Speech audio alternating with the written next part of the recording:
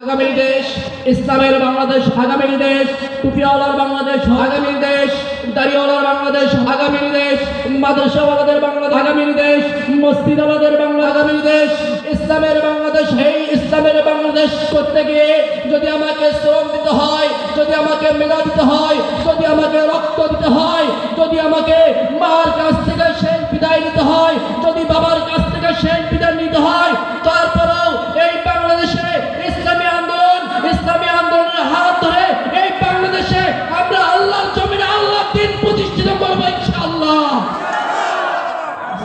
সমস্ত তারিফ সেই মহান আল্লাহ তাআলার দরবারে, যে মালিক আমাদেরকে বৃষ্টির মাঝেও সুন্দর একটি আবহাওয়া দিয়ে বিভিন্ন ইউনিয়ন থেকে, বিভিন্ন ওয়ার্ড থেকে, বিভিন্ন শাখা থেকে যে আল্লাহ তাআলা আমাদেরকে পছন্দ করে, ভালোবেসে, মহব্বত করে লক্ষ লক্ষ মানুষের মাঝে আমাদেরকে পছন্দ করে আজকের এই গণসমাবেশে এসে বসার মতো তৌফিক দান করলেন, সেই মালিকের দরবারে সকলের লাখো কোটি শুকরিয়া আদায় করি। সকলে বলি আলহামদুলিল্লাহ।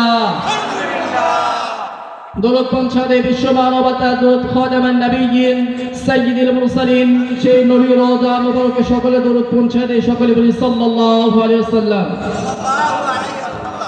আলহামদুলিল্লাহ। আপনারা এখানে আসতে পেরে খুশি না বেজার? কারা কারা খুশি একটু দুই হাত তুলে মালিককে দেখান।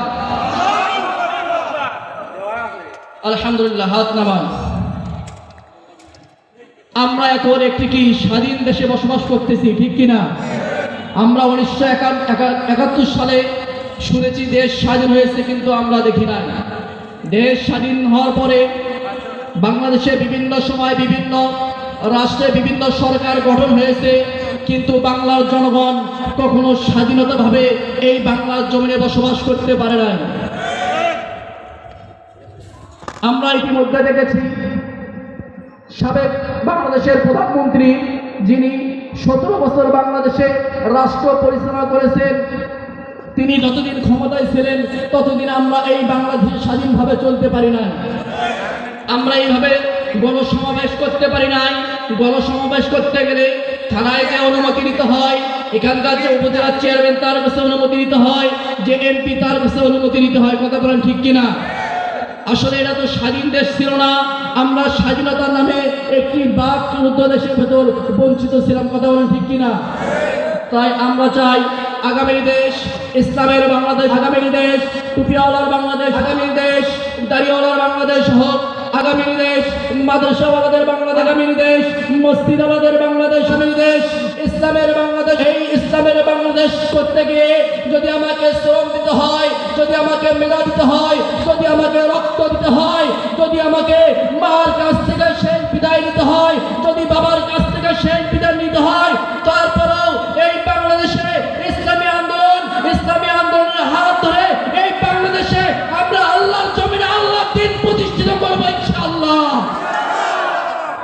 আল্লাহর দ্বীন প্রতিষ্ঠিত করতে গিয়ে যদি আমাদের জেল জুলুমে দিতে হয়, মামলায় পড়তে হয়, মরণের অনেক ভয় আসবে, আমাদের হুমকি আসবে, ধমকি আসবে, আমরা এগুলোকে পরোয়া করবো না।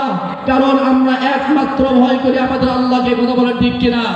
আল্লাহ ছাড়া বাংলাদেশ কেন, পুরা বিশ্বের কোন তাগুতকে আমরা ভয় করতে রাজি না।